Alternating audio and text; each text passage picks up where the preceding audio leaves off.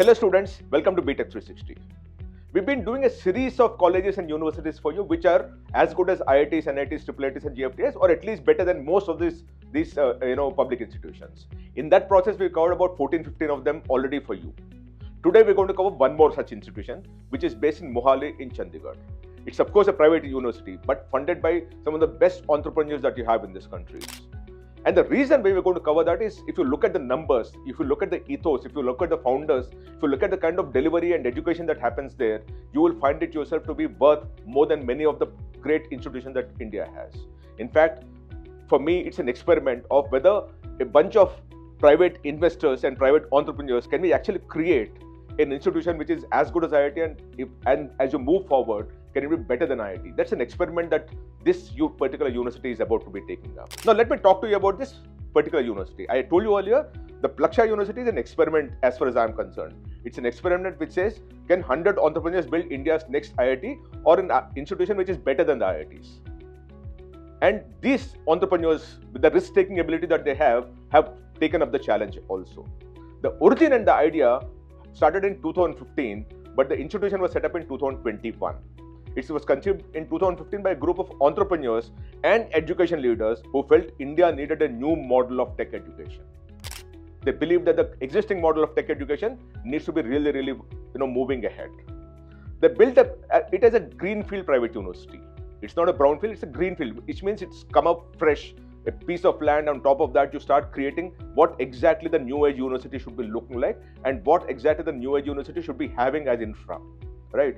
And this is to rethink education for a changing global tech landscape. That's very important. The founders model is always collective philanthropies. All these people invested their money and also time to ensure that they build this particular university. So it is not founded by one individual who was trying to make it a viable entity. It is a bunch of 100 entrepreneurs who got together to say, can we build a great university which is the future of India? It was, as I said, founded by about 100 plus tech entrepreneurs, business leaders and academicians across India and even global hubs. It's not promoter driven, it's collective governance where active founder involvement is complete. They come visit the university and make sure that they're actually working with the university to make sure that everything is working out well for them in terms of their objective, vision and mission, right? And the aim is to reimagine technology education and research through interdisciplinary learning, innovation, and global collaboration. The focus is on solving real-world grand challenges, building an innovation ecosystem, and creating future-ready tech leaders. Let me explain to you what this university is all about. Now, about the university, let me talk about. This is Plaksha University. What I'm talking about is Plaksha University. It's a new age university set up in 2021. Rather, it started operation in 2021. So this year, they actually had a batch of theirs graduating and getting placed also. So from that perspective, you'll also have data and information about how good the success rate has been for the students and how the university also has succeeded in placing all its students as they move along. We'll talk about everything to do with placement stats, how to get into it, the recruiters that are there, everything we'll talk about it as you move along, right? Now, the establishment of the university is 2021. The university was, by an act of the Punjab government, it was founded in 2019, but the university started functioning in 2021. It's a private institution, of course, spread over 50 acres in Mohali. And the faculty strength is 61. Some of the best faculty, by the way, I visited the campus. Some of the best faculty actually teach there. People have left their cushy jobs abroad in US, UK and all those countries to come here to teach students because they found that their mission aligns with the kind of mission that the university also has, which is of Plaksha University's mission. Now, they have 4 BTech programs. One is BTech in Computer Science and Artificial Intelligence. The second one is BTech in Robotics and Autonomous Systems. The third one is BTech in Biological Systems and Engineering. And the fourth one is BTech in Data Science, Economics and Business.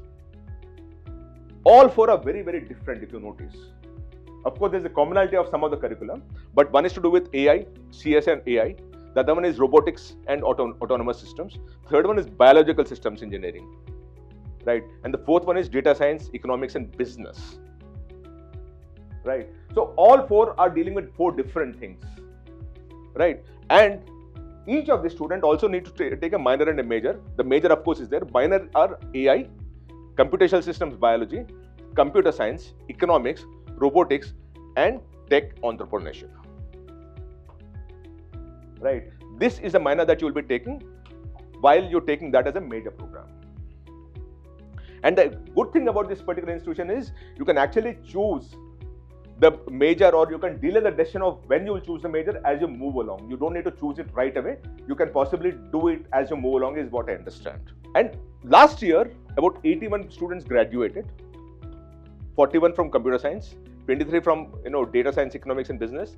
Biological system is 10, robotics and automation is 7. And of this, 35% are women students. Students from cities is about 43 students. Cities are represented in this 81, which means that you actually have a student from almost most of the cities that you have in the country. And most importantly, typically when you deal with private universities, you are always scared of the kind of fee that they charge.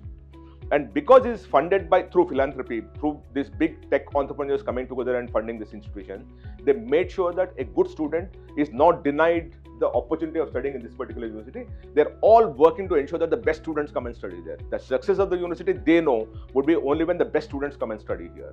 So from that perspective, 85% of the students, I repeat, 85% of the students actually get some scholarship or the other. And the scholarship is substantial, by the way. It is not something very minimal, it is very substantial. So the objective of this university is to ensure that a good student is not denied the opportunity of studying at this particular university just because the fee is higher. So they make sure that the scholarship is there. Now, what is the salary details? What we got is the average CTC is for 20 lakh per annum. Now this, even many of the IITs and NITs and all can't achieve this kind of a number. Of course, the cohort is smaller, so it might be easier for them to prove this particular point in the first cohort. But still, to have the first cohort itself placed at 20 lakh rupees kind of a CT is very, very good. And then the CTC range is with 8 and 65 lakhs. So which means the lowest is 8 lakh, the highest is 65 lakh rupees. Median is 17 lakh rupees. Again, this also many of the NITs, IITs and all cannot even match up to this number.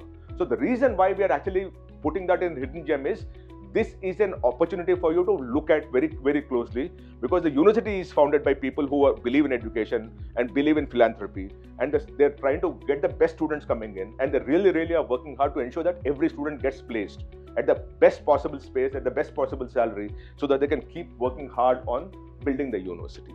The top 10% students got an average of 48 lakh rupees. 48. And the top 25% got 34 lakhs as the average. So when you look at this kind of a data, you'll exactly understand why we are trying to recommend this particular university for you. Now, what are the kind of companies that come for placement? Mind you, there are 100 top tech entrepreneurs, so they will obviously be stepping in to recruit some of the students also. But startups recruited 31% of them. Tech companies recruited 22% of them. Banking finance 19%, consulting 14%, analytics 8%, private equity venture capital 6%.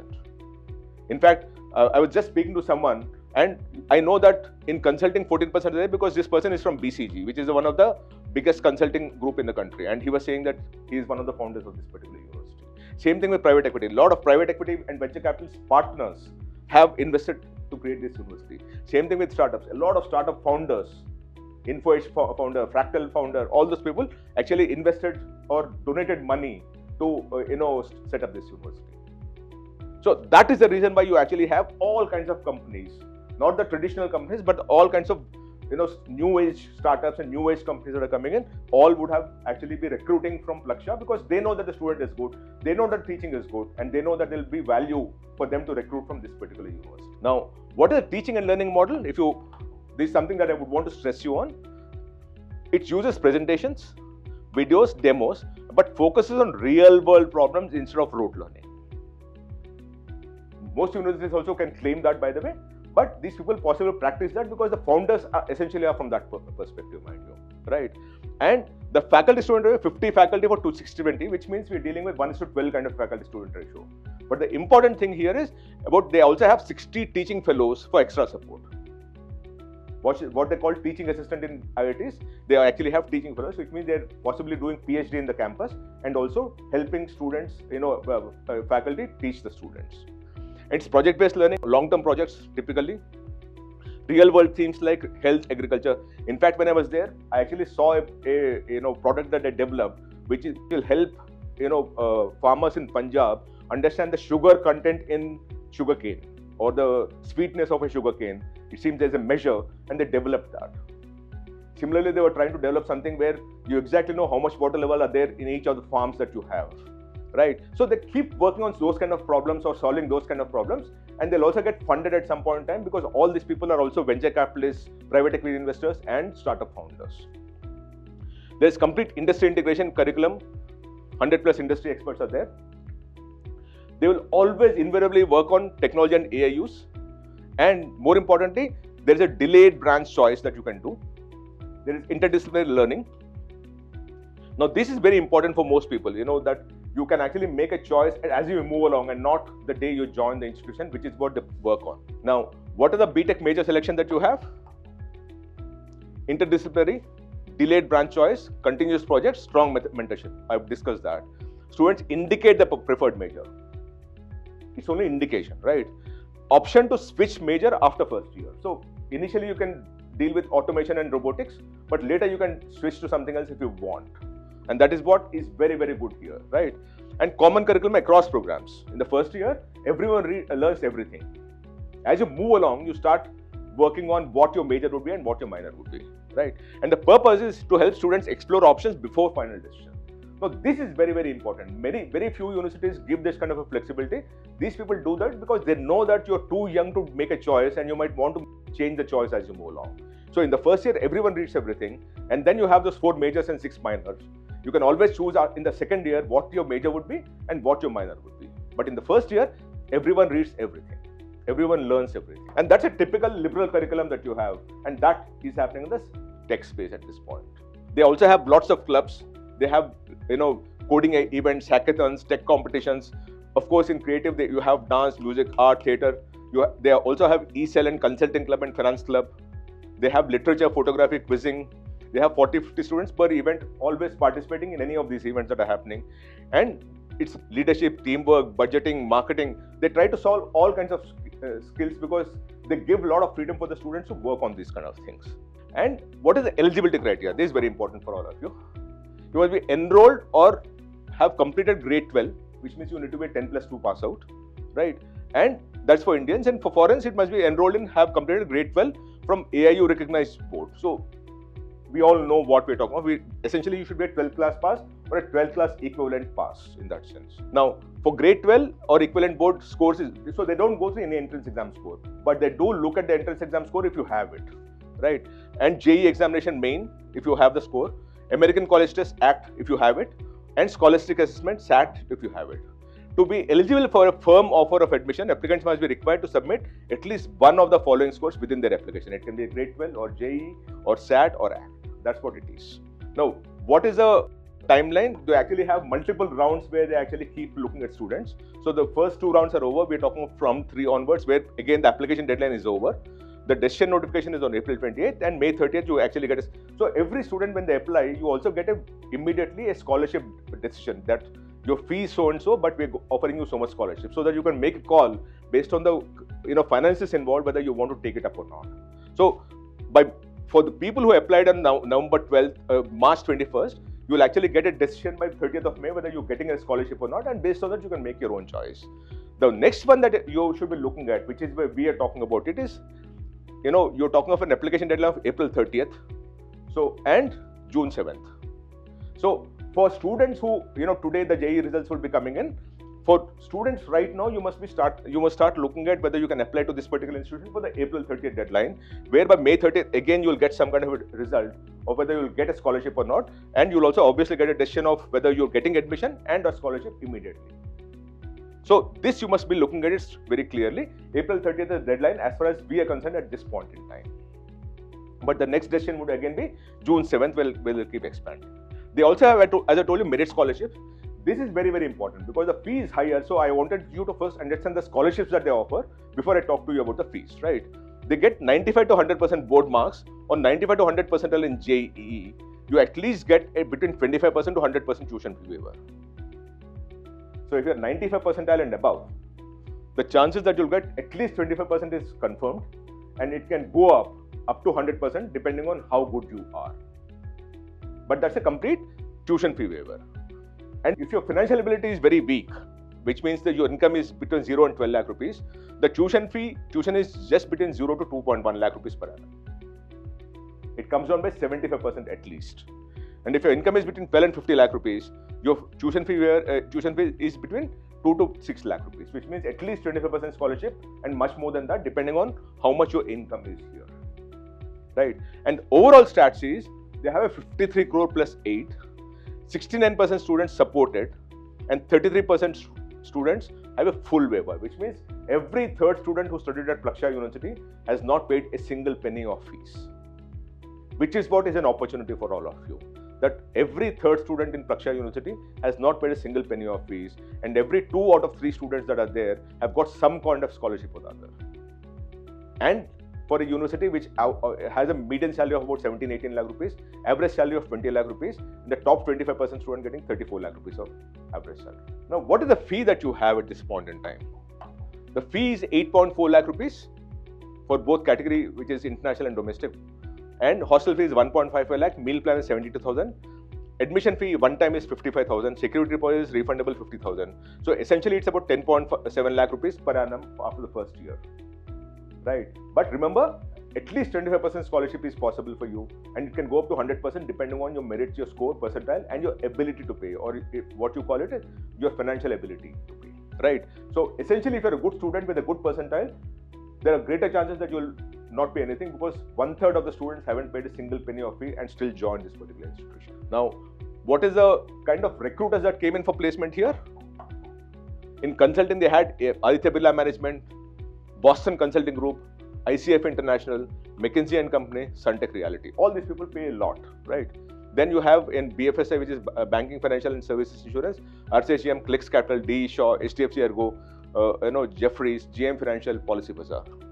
In private equity, you have Capital 2B, South Park. And then in analytics, you have Decision Tree, Fractal Analytics, Global Data. And startups, you have Bizom, Egos, Growth Natives, LAT Aerospace, New Space Research and Technologies, Pixel, Predis, Sarvam.